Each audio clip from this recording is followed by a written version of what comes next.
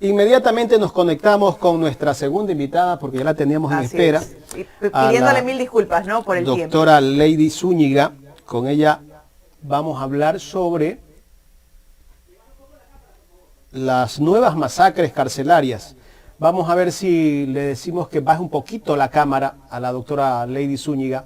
Tenemos la cámara con mucho techo. Un poquito más, creo que un poquito más le falta nada más.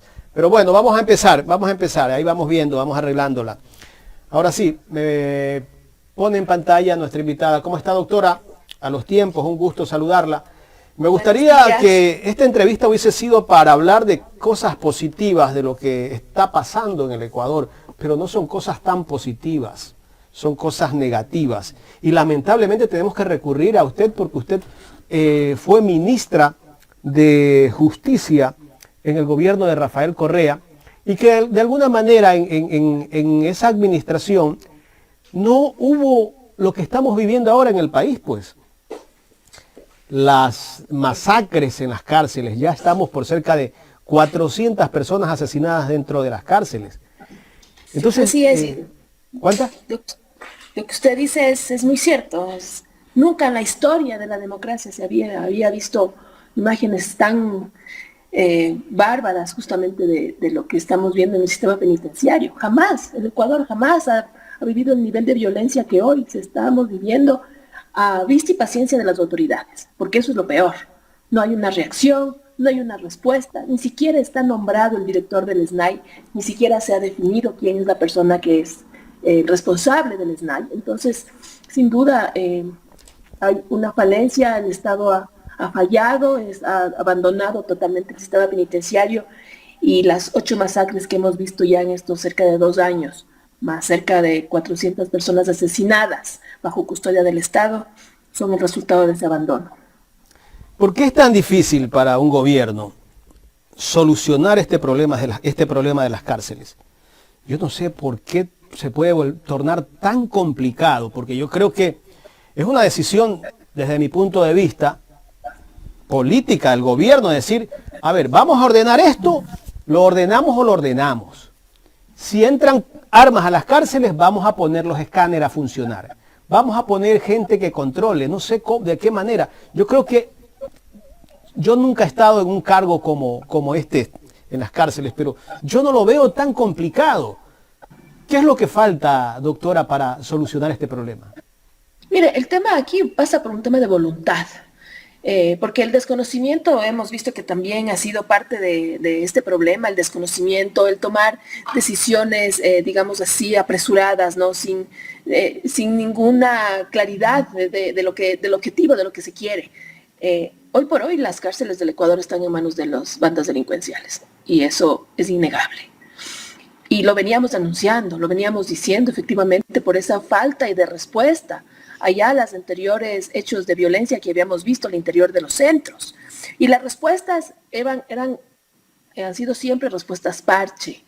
En los estados de excepción, los estados de emergencia, que no han solucionado en nada. Con ningún estado de excepción ni un estado de emergencia se ha logrado lo que usted dice que debería ser lo primero que se debió haber hecho, es recuperar todo el tema de la infraestructura, ¿no es cierto?, que fue dañada en los motines, estos huecos que hicieron en las paredes de la penitenciaría, las cámaras dañadas, los escáneres, pero no hay una voluntad real de querer solucionar el tema de los centros. Tanto es que no hay esa voluntad, que ni siquiera está nombrado a la persona responsable de dar respuesta a los cientos de familias que están pidiendo y clamando soluciones a sus familiares privados de libertad.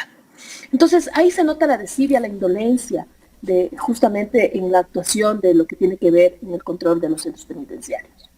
Todo esto empezó sin duda cuando se debilitó la institucionalidad, y ese ha sido el peor error que se pudo haber cometido y que dio inicio a que el número de muertes vayan aumentando hasta tener cerca de 400 muertos al interior de los centros en cargo y custodia del Estado, porque eso no será fácil evadir la responsabilidad que tiene el Estado por estas muertes. Doctora, ¿no hay un plan para combatir el tema de inseguridad? Vemos cómo el nombre de la Policía Nacional está en una debacle por todos los hechos, por todos los sucesos, que son de conocimiento público. Soluciones. ¿Cuál es la solución? directa. Mire, claro, como le digo, lo primero es tener voluntad, tener lo básico. Ya el organismo técnico se reunió, no se ha reunido, no hay una respuesta. Los familiares no saben a quién acudir, no tenemos un director del SNAI que dé la cara y que diga qué es lo que está pasando, que les dé respuestas a los familiares respecto de sus privados de libertad, si están muertos, si no están muertos. Es empezar por eso, ¿no es cierto? Dejar esa indolencia de lado, tener una autoridad a quien que pueda asumir esa responsabilidad, por lo menos de vocería. La ley establece la conformación del organismo técnico. Yo no he visto en todo este tiempo que el organismo técnico se haya apoderado de este trabajo respecto del control de los centros. El organismo técnico es una mesa de trabajo de varios ministerios que intervienen justamente para garantizar la rehabilitación y la seguridad de los centros penitenciarios, y eso tampoco ha existido. Hablamos de presupuesto disminuido, no se están haciendo uso de sus presupuestos justamente para fortalecer el trabajo de seguridad en los centros. Se desmanteló una escuela de guías penitenciarios y hoy por hoy se están formando al apuro agentes para cubrir huecos que obviamente no garantizan la seguridad, y como usted bien lo ha dicho, con una policía que también está que en este momento está resquebrajada por todo lo que ha sucedido, pero además con policía a cargo de los centros penitenciarios, que tampoco es lo adecuado. Y no lo digo, no porque lo diga yo, sino porque las normas internacionales, los estándares internacionales afirman que justamente la policía no está preparada para mantener el control de los centros y la rehabilitación.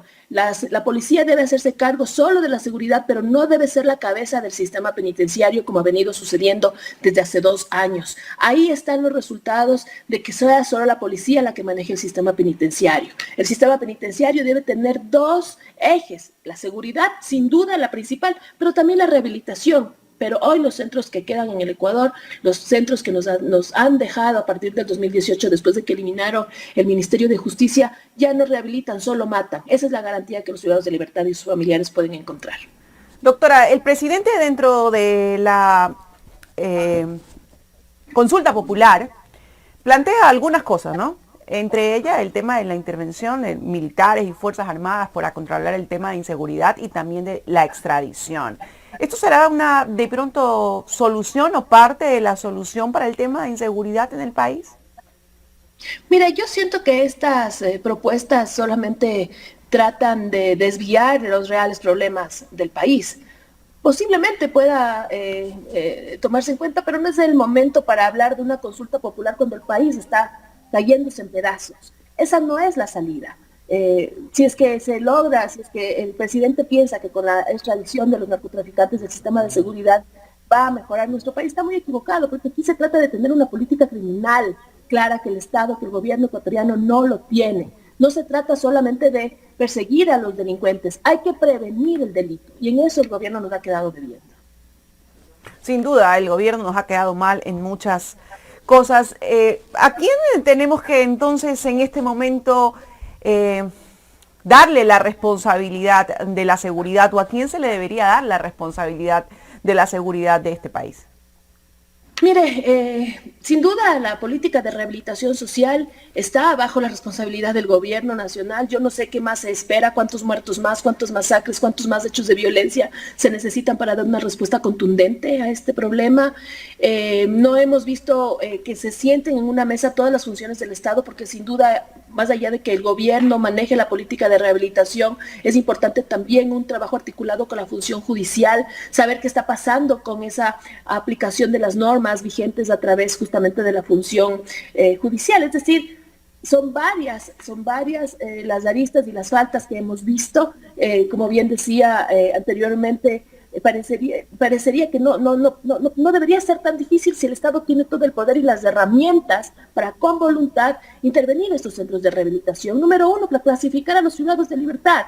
Hoy por hoy los privados de libertad siguen en control de los centros y ellos decidan en qué lugar habitan dentro del centro. Ya no solamente habitan en los pabellones, ahora habitan también en los edificios administrativos, ahora también se han tomado y ellos deciden en qué celdas se ponen a los privados de libertad, porque el Estado no tiene control de esos centros. Entonces hay que intervenir para retomar el control de esos centros. No es cosa fácil después de que se han relajado tanto los controles, no es cosa fácil después de no tener una institucionalidad fuerte, un ministerio que pueda tener presencia nacional en todas las provincias donde hay una gran influencia de centros penitenciarios, por ejemplo, Guayas. ¿Cómo se puede imaginar a usted que Guayas, siendo la provincia con mayor influencia de privados de libertad por el centro penitenciario que alberga alrededor de 10,000 privados de libertad, no tenga personal contratado directamente en la coordinación zonal de la provincia? ¿Cómo se puede imaginar usted que se puede manejar desde Quito el control de algo tan importante como es un centro penitenciario? Para empezar, es indispensable que ya se considere de una vez por todas devolver la institucionalidad al sistema penitenciario. Así como crearon el Ministerio del Interior, de nuevo deben hacer también con el Ministerio de Justicia. Mientras no haya una autoridad con el suficiente peso para liderar la política de rehabilitación social, esto va a seguir así, porque hoy por hoy el SNAI, ha quedado claro, no ha sido suficiente para dar respuesta, para atender, peor para poder controlar los centros penitenciarios. Así es, doctora, bueno, sin duda.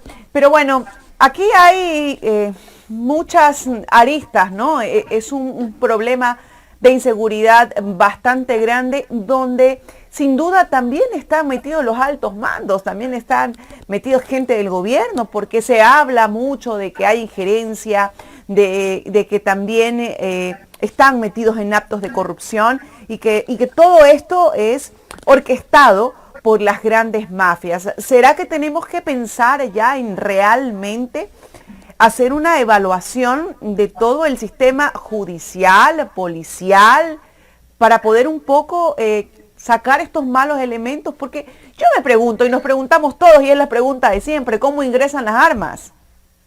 ¿Cómo se dotan? Y todos sabemos la respuesta, Todos sabemos la respuesta. Las armas entran por la puerta. ¿Y quién está en la puerta? ¿Quién está el control de los centros? Lo sabemos muy bien, por eso es importante también hacer ese proceso de depuración al interior de la institución policial, porque obviamente no podemos generalizar que todos estén involucrados, pero sin duda los últimos hechos nos han demostrado que hay, se está desmantelando poco a poco también esa institucionalidad que tenía la Policía Nacional, ¿no? Ese respeto que se tenía por parte de los ciudadanos.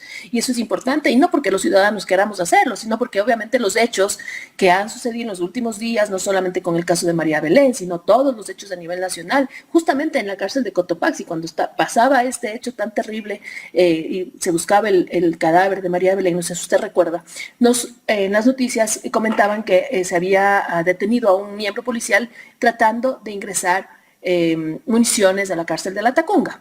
Entonces, obviamente, ahí ya se venía fraguando todo este motín que ya vimos en los últimos días. Entonces, ahí también falta de inacción nuevamente, de no tomar acciones sabiendo que esto ya se estaba alertando justamente con ese tipo de hechos, cuando se descubrió que se estaban tratando de ingresar armas por parte de un miembro policial que fue detenido en ese momento. Entonces, es importantísimo que, como usted bien dice, ya empecemos a tomar acción. El país está en el abandono total. La seguridad no es el único de los aspectos en los que el gobierno ha fallado. La educación está igual, la salud está igual.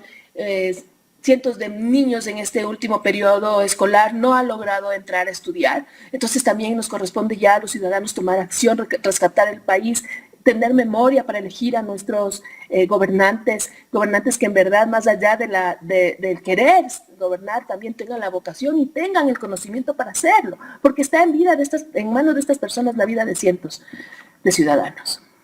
Sin duda, es parte de, sin duda. ¿Cuál debería de ser la responsabilidad compartida, por así decirlo, de los miembros de la Asamblea según su criterio? Porque como usted decía, ¿no? La seguridad es competencia, responsabilidad del gobierno, pero en estos momentos estamos involucrados todos.